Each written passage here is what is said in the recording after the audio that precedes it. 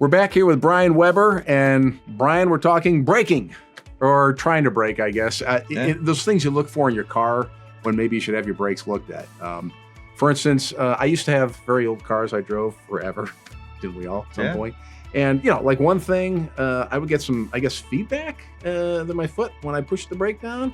Pulsation. Yeah. Does that still happen with the newer cars that are all... You still get that, and the brakes still work. They almost always will, but anything that you notice, whether it's that, whether it's, low pedal, all of it affects stopping distance. Yeah. And sometimes 5 feet's all the difference between an accident or not. Sure. Right? So, and that multiplies, obviously, with how fast you're going. Yes. I mean, that's big time. Yeah. So squeakiness, that's another thing that typically... Squeaks tell you there's something wrong. Okay. Even that high-pitched squeal that happens sometimes when you put the brakes on and not, that tells you that it's time to get them looked at. Okay. And then the other constant squealing, that's a sign of an issue.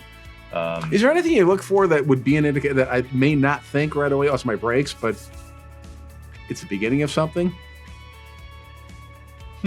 Not really. No, it's typically... Finally, we gave him one question. That's the first time I've ever asked you anything. Yeah. It stumped me a little bit. Well, because there is no answer. There isn't. You're right. Yeah. That's why. Okay, so a lot of typical things. And, I guess it is important to know that still does happen with these newer cars that are all pretty much drive-by-wire, but you still get that sense of feedback from, like, your brake pedal. You do. Okay. Yeah, and some things people don't even think about. How much tires and suspension have to do with stopping distance and braking. Okay. So it's not directly attributed to the brake pedal or feel. Yeah. But those things, if they're not right, it's going to take a lot longer to stop, which is not good. Well, everything's sort of connected together. It is, So, hey, if you have any concern about your braking or your stopping distance, you don't want to have that. It's not a good thing. Absolutely. I give Weber Automotive a call, and Bryan and his team will get right on it.